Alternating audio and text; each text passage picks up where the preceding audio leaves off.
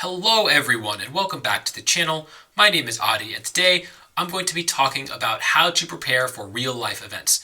And I don't mean that in the Pokemon sense, like how to build a team, but rather in a logistical sense, like what should you bring to an event and what should you do before going into an event to make sure that you have the best experience possible.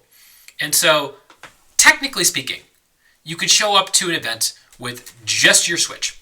That's all you really need. If you're going to a regional, you also have to register.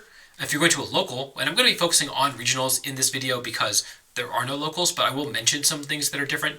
But for a local, you usually don't have to register ahead of time. You just show up and register there. Regionals, you have to register ahead of time, and also you have to submit your team sheets ahead of time. Whereas locals, you can show up and they will have their team sheets available that you can fill in at the venue. At a regional, you do have to, at least at Salt Lake City regionals, which is coming up for me. We are being asked to fill out our team sheets online before 7:30 a.m. the day of, and I assume the same thing is true for Liverpool and Brisbane regionals, but I don't know for sure. Obviously, follow the advice that is given on the actual email that you got when you registered for the event. But yeah, technically speaking, you just need to bring your Nintendo Switch. That being said, there are a bunch of other things that I would strongly suggest bringing to have the best possible time. And so the first thing that I would mention bringing, I think this is very important, is bring snacks and bring drinks. You are going to be tired. It is honestly 8 or 9 rounds of Pokemon is a grueling experience. It is so exhausting. 7-round regionals, which occasionally happen for smaller events, are usually pretty manageable in my experience. But once I cross round 7, I am dead tired. I play pretty sloppy. And you need that energy boost. You need the food in your system, and you need the. Honestly, I tend to bring like sugary caffeinated drinks, like usually like coffee. But I don't know if that's for everyone. That's obviously not healthy. I don't want to recommend that. But the combination of caffeine and sugar gives me the rush right away, and also like the longevity that I need to finish out an event. But do what's best for you. But you do need to stay hydrated, and you do need to stay filled. Also eat breakfast. That's really important before the event. Just make sure that you are not going to like pass out from exhaustion, because you really will be tired. You'll be walking around all day playing some of the most intense Pokemon of your life. And then also keep in mind that there are COVID restrictions with the food and drink policies now, so you can't eat and drink in the venue outside of areas that serve food. I'm not sure if there will be any in Salt Lake City. I haven't been to the Salt Lake City venue before. Or you have to go outside to do that. So just be aware of that. Also, try to be courteous when you're eating. By that I mean, like, I know a lot of people who have nut allergies in the VGC community. So trail mix is a perfect candidate as like a healthy food that has some sugar and also has like a lot of nutrients and is filling. Just wash your hands after you eat it, because you don't want to make your opponent sick. And so that's one thing. The next thing I want to talk about is like bring a notebook and a pen if you want to take notes. Just like if you've only played in open team sheet tournaments and best of one tournaments, you might not appreciate the usefulness of taking notes. That being said, I know a lot of players who just opt not to take notes and are very good players and have had a lot of success. I personally like taking notes for closed team sheet tournaments and open team sheet tournaments, but I take very different notes. And so I'll talk about what I do in closed team sheet tournaments. So obviously you write your opponent's 6 Pokemon down. Keep track of their moves. Usually it's not hard to remember what moves they've clicked, but honestly one of the biggest things is knowing when they don't have a move, because they've already revealed 4 moves, or you can infer one of the moves in the moveset, and you can say, this station has clicked Sacred Sword Substitute, and I know they have Protect Behemoth Blade, so I don't have to play around Play Rough. Something like that is often very useful. Also, like, a lot of times you will forget these things. It just, it happens, and you don't want to be in a situation where you cannot remember what move was clicked in, like, turn 1 of game 1 when, it's the end of game 3. And then on top of that, I also keep track of what Pokemon they brought, both in the front and in the back, and you differentiate those, and that way you have an idea of what they did, again, game 1 and game 2. When you're going into game 3, you can make a better game plan based on their tendencies, or how you want to switch it up or whatnot. And then I also keep track of what Pokemon Dynamax, which is less relevant in this format because most teams only have 1 or 2 Pokemon that can Dynamax. But in like Series 2 and 3, when we were playing in person, I thought it was really valuable because most teams had, 3 or 4 Pokemon that could reasonably Dynamax. And then I also like to keep track of like speed tiers and bulk levels as much as possible. Obviously, you don't have access to a damage calc, which I'll talk about in a second. But if I like to keep track of speed tiers just so they are remembered, which Incineroar is faster, which Rillaboom is faster often comes up, as well as like does their Zacian outspeed an Eliki at +1 speed? If you can find that out, that is something that you should keep track of. Even if you think you can remember it, a lot of times it's just easier to have it on paper. That's just my take. And then similarly, keeping track of bulk, I will write down things like, that Zacian's bulky, because it is something that's good to know, and it might come up later in the game when I'm trying to figure out if my Palkia is going to KO the Zacian with power or not, something like that. Just something that you want written down a lot of times. And then also, like, if your friend plays that person, it's useful to be able to just give them notes. That's the other thing that, does come up. And then the next thing I want to talk about is controllers, because I know my Switch had a lot of Joy-Con drift when I was playing at the early 2020. And so first off, you can just go and get your Joy-Cons repaired. You can still send in your Joy-Cons to Nintendo. It was a really easy process. I did it. I got them back within a week or so. And it did not take that long. But I promise you, you do not want to lose a game to Joy-Con drift. It is the worst feeling. And so my solution, of course, was just go and get a controller. Now, the one thing you should note is that the controller does have to be wired. You cannot use a wireless controller at an event, but any officially licensed Nintendo controller will do.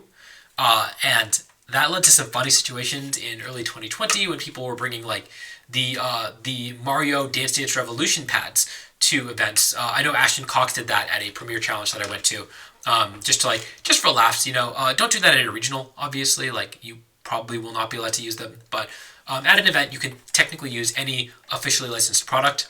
I got mine for $15. It was just the cheapest controller on Amazon, and I mean honestly that's just all the only reason why I bought it. I don't have any special affinity for it, but I have been using it literally since day one of VGC 2020, and it still works fine. And I've never lost a game of Joy-Con drift, and that is just, you trust me, once it happens to you once, you will never want to do it again. So I like having a controller. Also, it's worth noting that at real life events, at regional level events, you will have a dock available. They will put you and your opponent in front of a dock for every single table, which is really convenient. It looks something like this. This is not the exact same brand, but you put your Switch right here. And then in the back there are places for the charging port over here, and then also a place for your controller over here. And that also lets them I believe connect via LAN, and also so they can stream games pretty easily as well. But yeah, so just it kind of just sits like this, your Switch, and it's very convenient. I bought this for locals because locals, you are not obviously going to have a card shop or whatever that has a bunch of these lying around. Now, if you don't want to pay $20 for one that has a USB port as well as a charging port, you can also just get a $5 stand, which is what I was using for a lot of 2020. It's just very thin, very compact, and it literally just it looks like this. And you put your Switch right here. It has a little slot at the bottom, so you can either plug in a controller or you can charge your Switch. But you can't do both, and that was the thing that threw me off, because if your Switch goes low on power in the middle of a round, you really want to be able to charge it as well. And I couldn't do that while plugged into a controller. But yeah, this is really convenient. Also, you can put stickers in the back. I have my multiple mid-season champion stickers just to intimidate any possible opponents from 2020. But yeah, so that's something to keep in mind if you're bringing to locals. At a regional, they will have a dock. It will be charging your Switch while you're playing, so it's really not a concern. And then the other thing that I would consider bringing, if you want to, is a wired pair of headphones that you can plug into your Switch, because regionals are noisy. Some people like to talk to you while you're playing them. I don't mind listening to people. I'm pretty involved in the game, but I also haven't been to a regional in 2 years, so I might have changed. I don't really know. But also, people around you might be talking. Generally speaking, again, you are in the same venue as a trading card game convention tournament, and those are pretty noisy in general. So just be aware that people will be talking. Your headphones have to be wired. You cannot use wireless headphones. Similarly, and you plug it into your Switch, of course, and it gives you a way to tune out the noise. Excuse me, and you also like it's a sign that like if your opponent is wearing headphones, don't talk to them. They don't want to talk to you. If your opponent isn't wearing headphones, like be respectful, but they might be more okay with it. At locals, it's like a very different experience, right? Like I'm much more likely to talk to my opponent at locals than I am at a regional. That's just how it is. But you know, it's person to person. But please don't like put the volume on your Switch without headphones on. Like really don't do that. It's really annoying. I've had people do it before, and I've had to tell them to stop. Like, but yeah, headphones something to consider. Especially if you don't want your opponent talking to you in the middle of a round, or you feel like you will be distracted by the amount of noise that's happening in the venue in general. And then the other thing that I did mention earlier is that damage calcs are a huge difference between online events and in-person events. If you know how much damage your attacks are doing and how much damage you are going to be taking in response, you can make a lot more educated plays. And so it means that like knowing something KOs 100% of the time, or even like making an educated understanding that your attack is going to KO 80% of the time is very different than like guessing. And I think that's like people talk about, you don't need to make or find EV spreads, just run 252, 252. That's fair, but you need to have a lot of experience with the team because if you don't have these like damage calcs internalized, and so you're just like kind of guessing, and also if you don't like have very specific EV spreads where you know exactly what they're going to do, then one way or the other, you are going to be stuck in a situation where you are like trying to figure out how much damage it's going to do, and if you lose, you are going to lose the game, and that doesn't come up in an online event. So really, really know your damage calcs.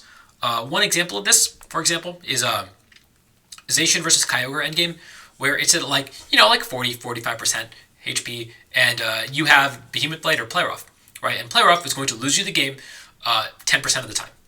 Behemoth Blade is either going to always win you the game or always lose you the game, provided they hit their Origin Pulse. So, I mean, this is another factor to consider, but like, do you go for Behemoth Blade if you're not sure about how much damage you're going to do?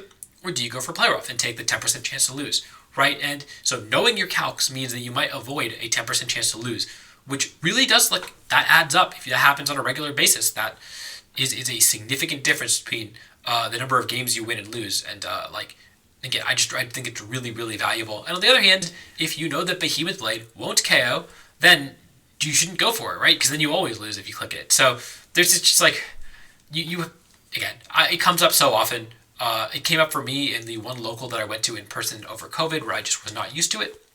And I think just like being very, very comfortable with your team or knowing your damage calcs really well is so important and a really big advantage at real life events that might have been overlooked. And then last but not least, have fun. I mean, you've paid money to go to an event.